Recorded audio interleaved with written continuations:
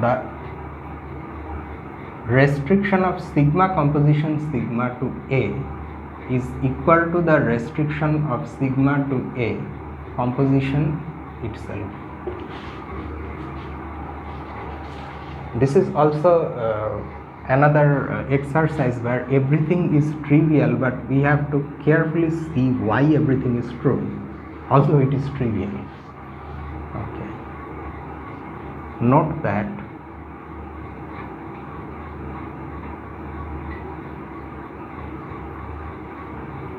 since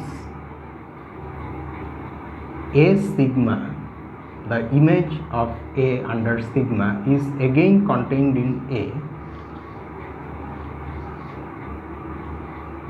sigma A maps A into itself.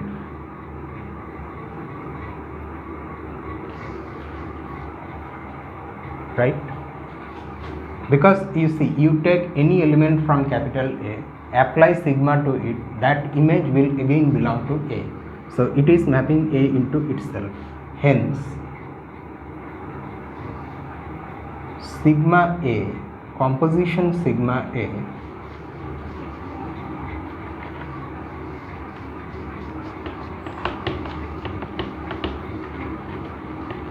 also maps A into itself.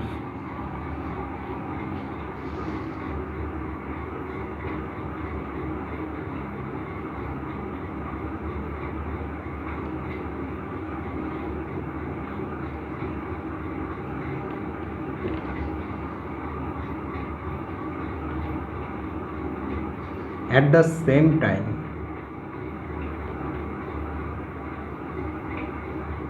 sigma composition sigma, and we restrict that to A, by definition maps A into S.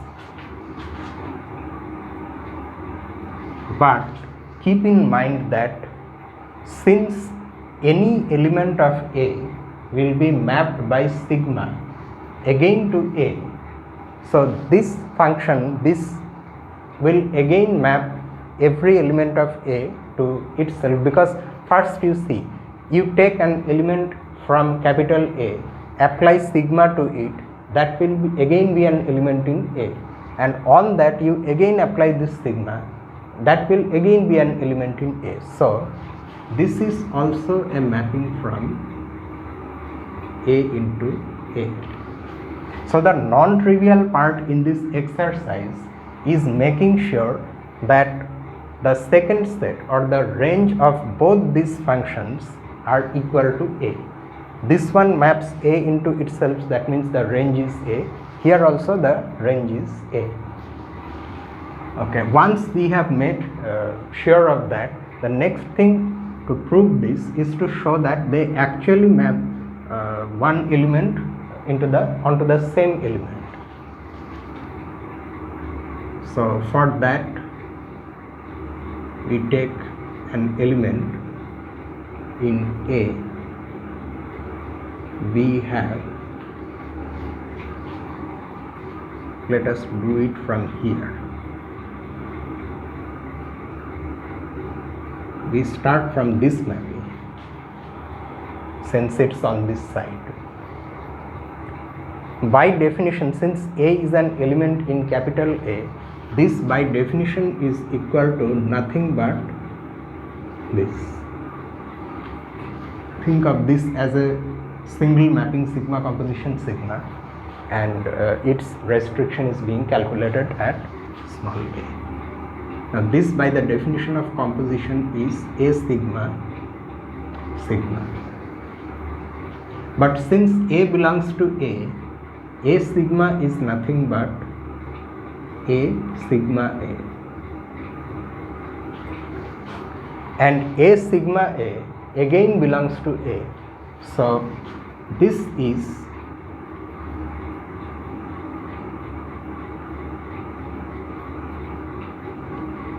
and this by the definition of composition again is this.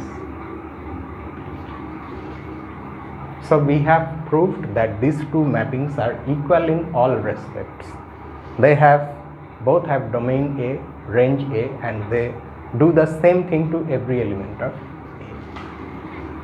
Thus,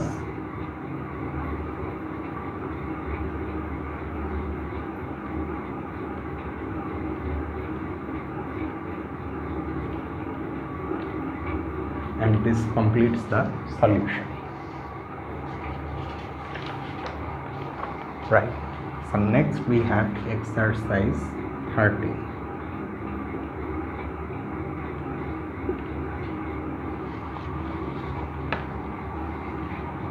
A set S is said to be infinite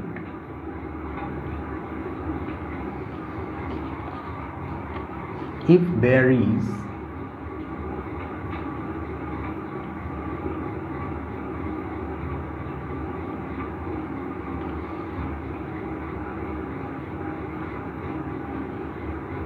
a one-to-one correspondence between S and A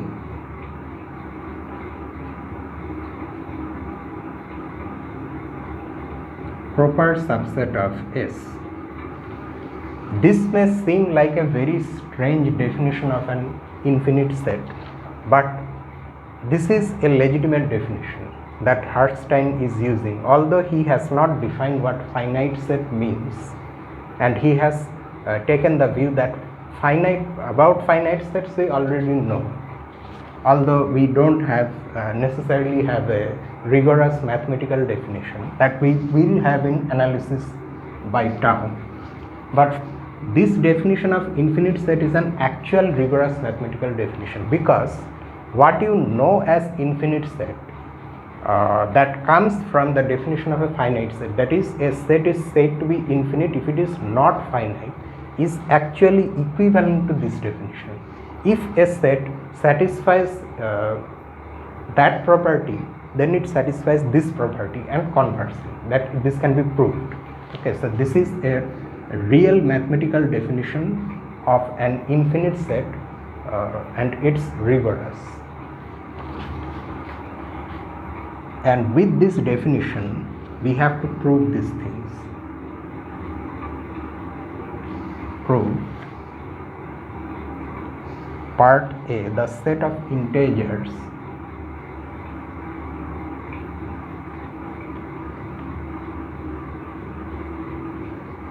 is infinite.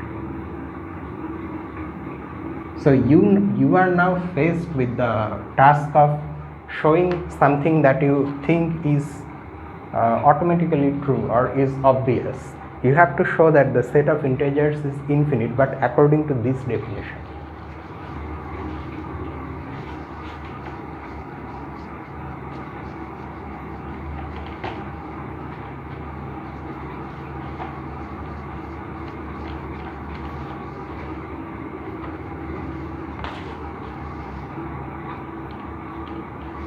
Then B, the set of real numbers is infinite.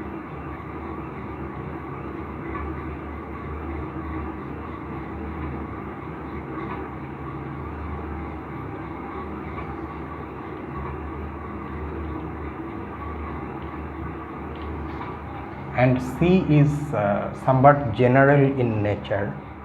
If a set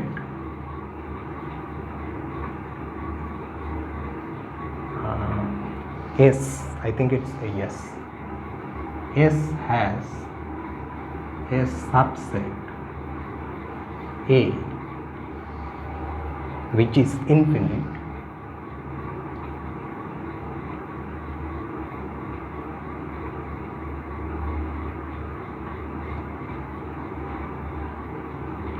then S is also infinite, then S must be infinite.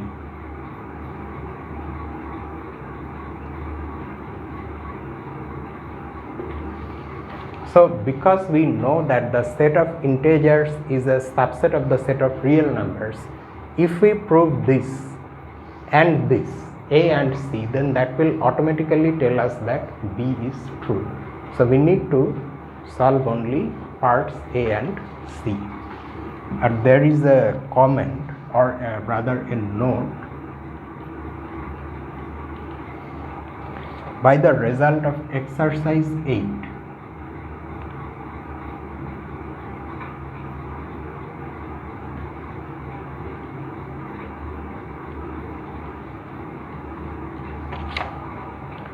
A set finite in the usual sense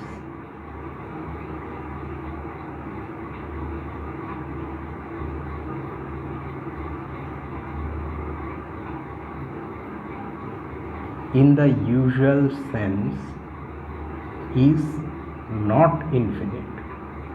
Now this again may seem like a stupid statement to make, but actually it's not that trivial now, because we now have a different definition of an infinite set than what we already know.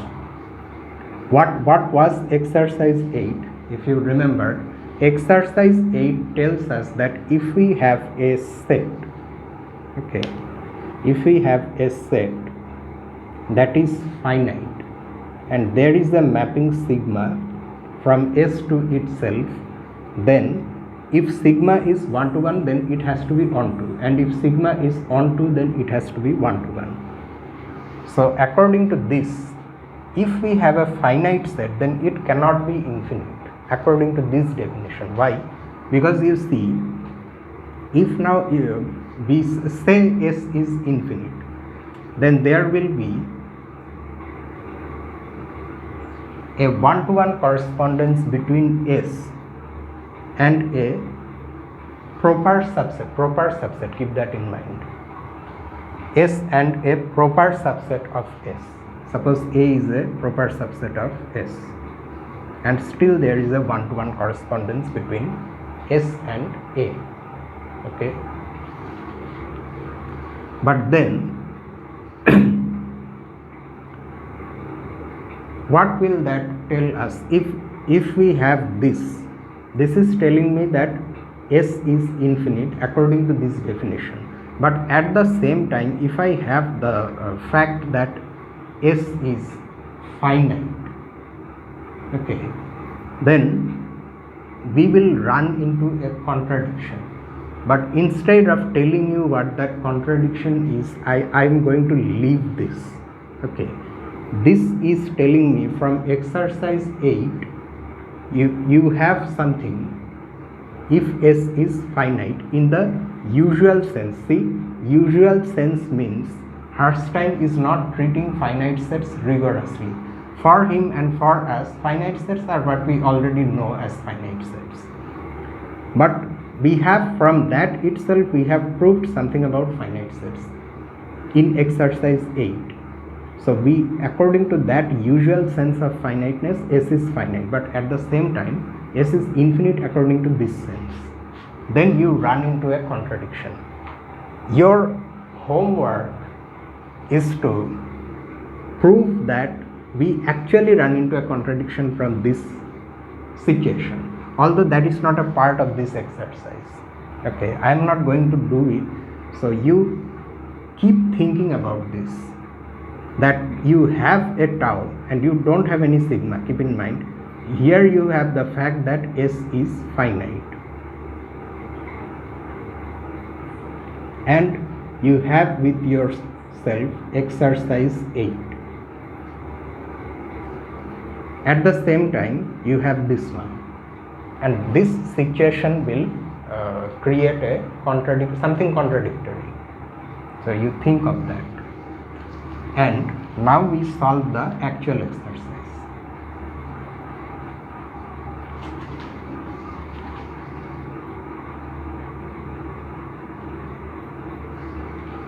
Okay.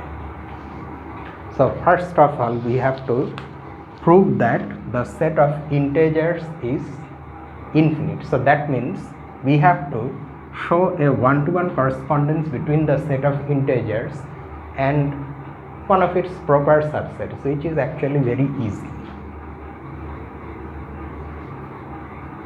Consider the mapping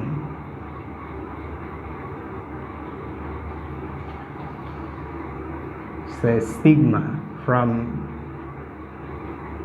the set of integers into the set of integers from that we have subtracted -1, yes,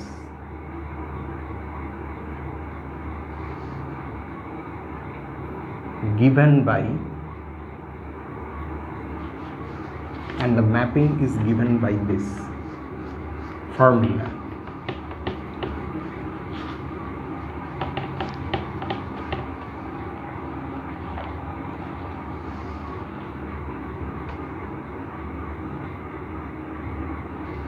N sigma is equal to n if n is a non-negative integer.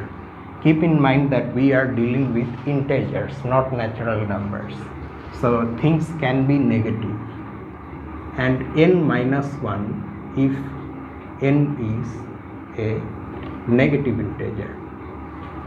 We will now show that this is actually a one-to-one correspondence. There is no question of well-definedness. Why? I mean, for a given n, these formulas are creating unique images. There is no problem with that. But we have to see that we never get -1 as an image. If my n is non-negative, then my image is n itself.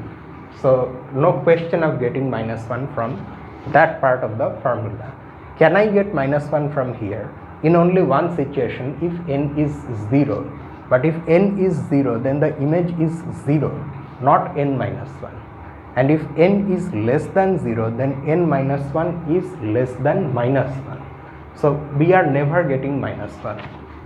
So note that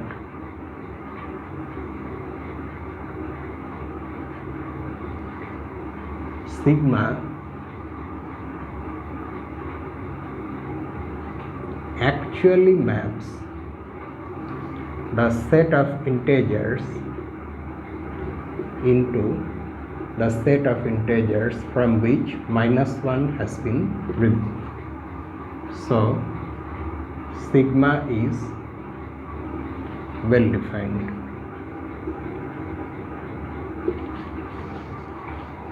Okay. Now next we have to show that sigma is 1-to-1. For that, actually you can see from a diagram that sigma is 1-to-1, but that is not a proof. Next, for proof we have to go generally and logically. Let n1 and n2 be two integers such that n1 sigma is equal to n2 sigma. We have to prove that n1 is equal to n2. Now, since the function is partly defined by different formulas in parts of its domain, so there are cases. If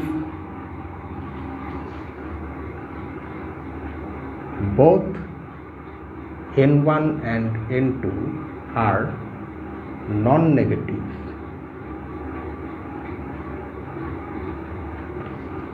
then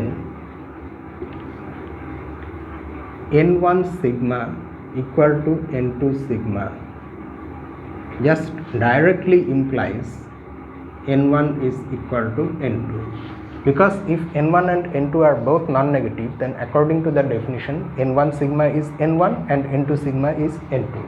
So we are directly getting n1 is equal to n2. If both n1 and n2 are negative,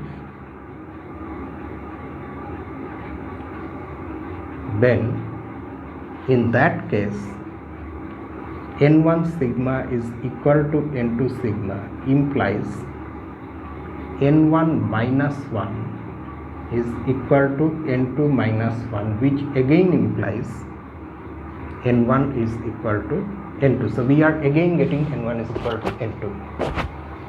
And now there are two more cases left, one in which n1 is non-negative but n2 is negative, and the other way around. So let us first see what happens when n1 is non-negative and n2 is negative. Now suppose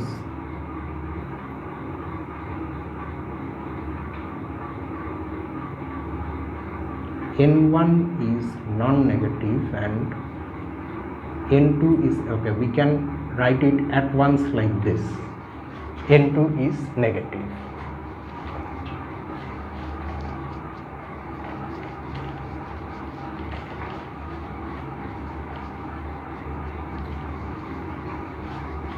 Then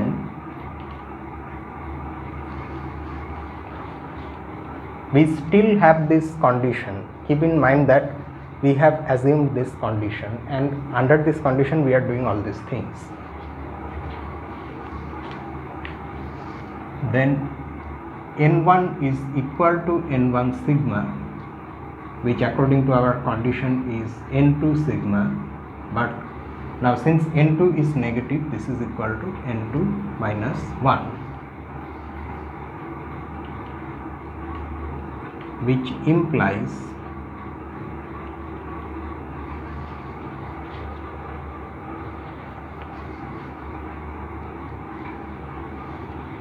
zero is less than or equal to n1, because n1 is non-negative. That's what being non-negative means. n2 minus 1. Now n2 is negative, so n2 minus 1 is even more negative, but it is still negative. So 0 is less than 0, which is not possible.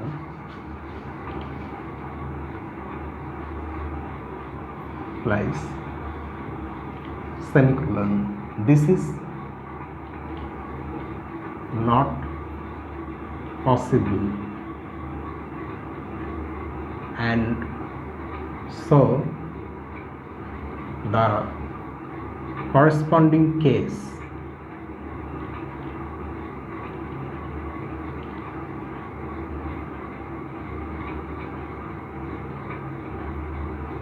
does not arise. If we have these inequalities, then this cannot be the case, and that's why, because this has been assumed, this will not be the case. This never arises. Similarly,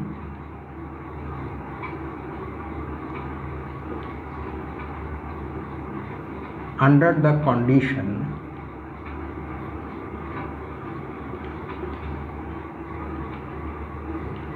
n1 sigma equal to n2 sigma,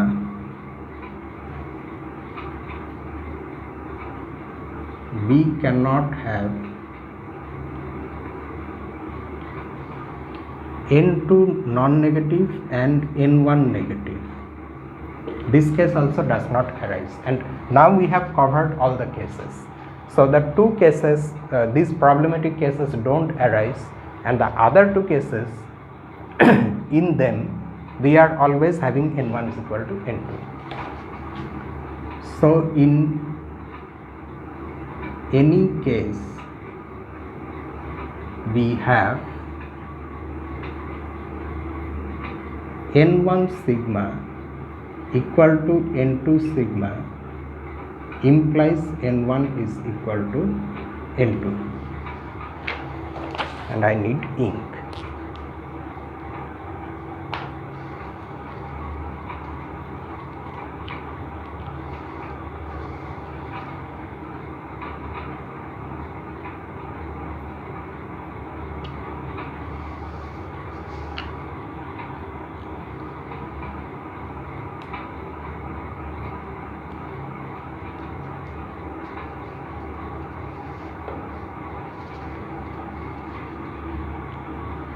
And this proves that our mapping is one-to-one. Hence, sigma is 1 to 1. Next we have to see the case in next we have to show that sigma is onto. Next, let k be any integer other than -1. Okay, now there are two cases. If k is non-negative, then it is its own image according to the definition under sigma. Then k is equal to k sigma. If k is negative, then k is a negative integer, keep in mind, but it is not -1. So it is at most -2. It is less than or equal to -2. And we have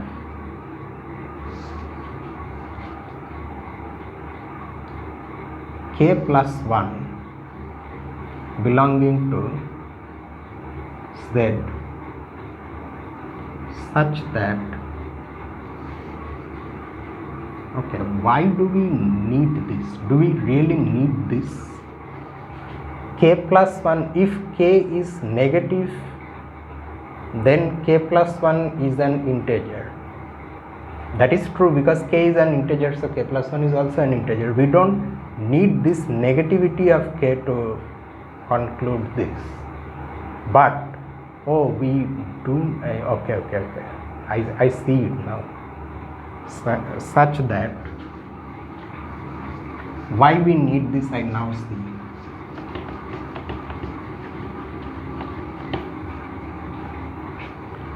Okay, now what will be k plus 1? K plus 1 is less than or equal to -1.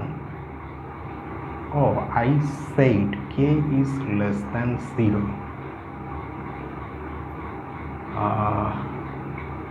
So k is, at the same time, k is not equal to -1. So k will be less than or equal to -2. Okay. So yes, okay. So k plus 1 is such that k plus 1 is less than or equal to -1, which is less than 0. So k plus 1 is a negative integer. So if we use sigma on k plus 1, we know which part of the formula we have to use, namely the lower part. This, and hence k plus 1 sigma is equal to k plus 1 minus 1, which is equal to k. So we see that any element in this set appears as the image of some element under sigma, and that element is the element k itself. If k is non-negative, and it is k plus 1 if k is negative. So sigma is onto. We have thus created a one-to-one correspondence between the set of integers and this proper subset, and our one-to-one correspondence is sigma. So according to the definition given in the exercise, the set of integers is infinite. Since, or let us just first mention that sigma is thus a one-to-one correspondence. This proves that sigma from the set of integers into this proper subset is a one-to-one correspondence.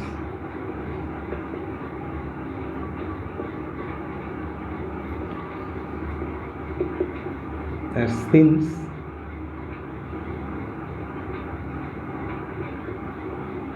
this is a proper subset of Z. Z is, according to definition, infinite. This is what we needed to show. Okay. Part B. Since the set of integers is a subset of the set of real numbers, part B follows from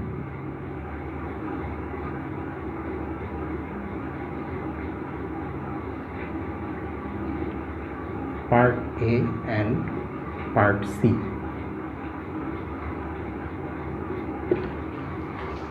So that's all about part B. Now we have to look at part C. Okay, so in part C, what we are given is this. We have a set S and we have a subset A. It is given that A is infinite. In that sense, we have to prove that S is infinite. So that means there is a one-to-one correspondence between A and one of its proper subsets. We have to prove that the same is true for S. Okay, so to solve part C, we proceed like this. Since A is infinite,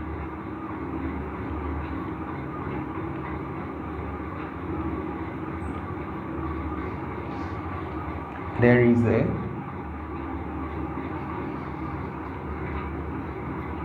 one-to-one correspondence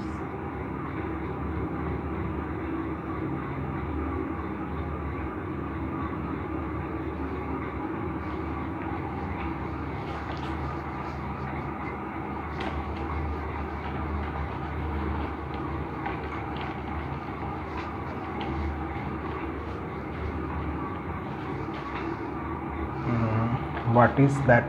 Any one-to-one correspondence H from A to B for some proper subset B of A. Okay, so this is what A being infinite means. Okay, now define this mapping